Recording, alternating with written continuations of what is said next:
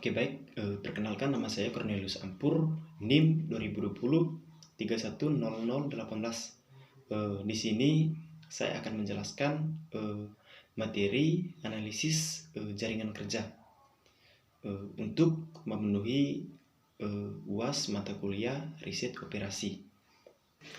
Definisi analisis jaringan kerja merupakan suatu perpaduan pemikiran yang digambarkan dengan suatu jaringan yang berisi lintasan-lintasan kegiatan dan memungkinkan pengolahan secara analitis.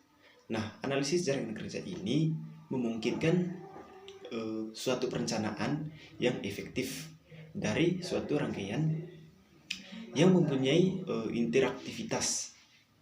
Nah, keuntungan dari analisis jaringan kerja ini, yang pertama itu dapat merencanakan suatu proyek secara keseluruhan. Kemudian penjadwalan pekerjaan dalam urutan yang praktis dan efisien. Kemudian pengadaan, pengawasan, dan pembagian kerja maupun biaya. Kemudian menjadwalkan ulang untuk mengatasi hambatan dan keterlambatan. Menentukan kemungkinan pertukaran antara waktu dan biaya.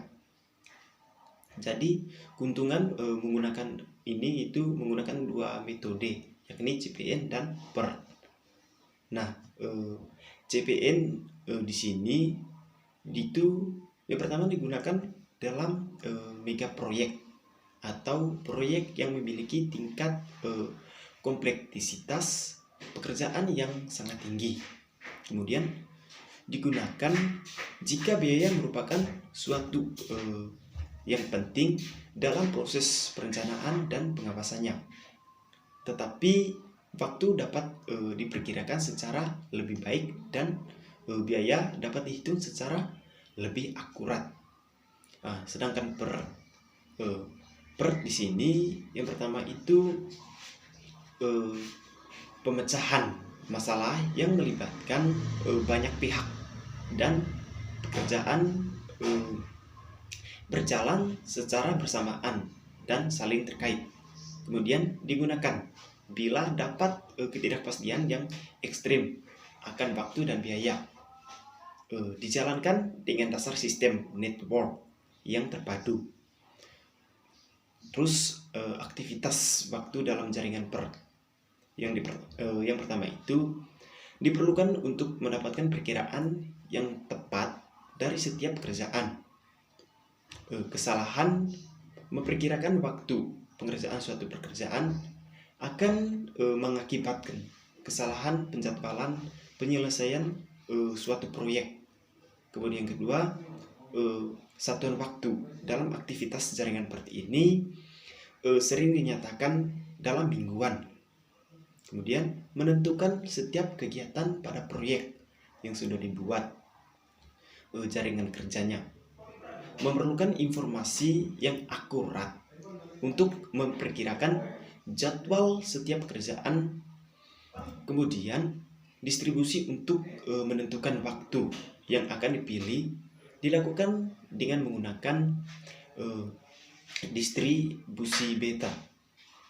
Kemudian dalam analisis jaringan kerja ini perbedaan per dan CPM menggunakan satu jenis waktu untuk taksiran waktu kegiatan, sedangkan per ini menggunakan tiga jenis waktu, yaitu perkiraan waktu teroptimis, termungkin, dan terpesimis. CPN digunakan kala keseluruhan waktu pekerjaan setiap aktivitas diketahui dengan jelas, di mana definisi relatif kecil atau dapat diabaikan. Sedangkan per digunakan saat taksiran waktu aktivitas tidak dapat dipisahkan, seperti aktivitas tersebut belum pernah dilakukan atau bervariasi waktu yang besar. CPN digunakan untuk memperkirakan waktu kegiatan sesuai proyek dengan pendekatan deterministik. Sementara per direkayasa untuk menghadapi situasi dengan kadar ketidakpastian yang tinggi pada aspek kurun waktu kegiatan. Kemudian jalur kritis. Nah, jalur kritis ini merupakan jalur terpanjang pada jaringan kerja yang bergerak dari awal proyek atau node pertama sampai dengan node terakhir.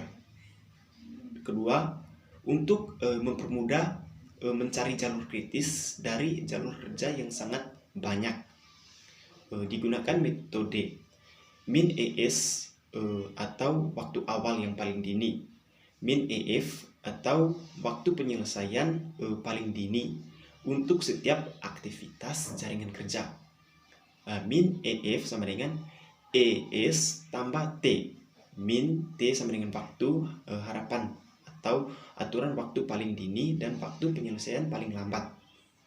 Kemudian waktu awal paling dini untuk aktivitas yang meninggalkan setiap node akan sama dengan waktu penyelesaian paling dini dari semua aktivitas yang masuk pada node yang sama.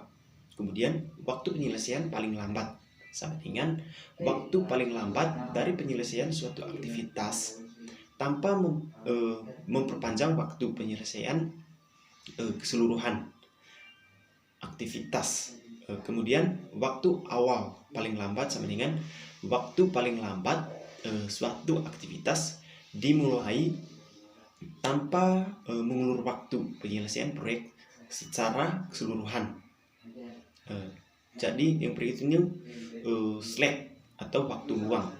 Yang pertama itu harus ditentukan kapan aktivitas dapat dimulai dan kapan aktivitas harus dimulai. Yang kedua itu membandingkan waktu penyelesaian paling dini dengan waktu penyelesaian paling lambat dari suatu aktivitas.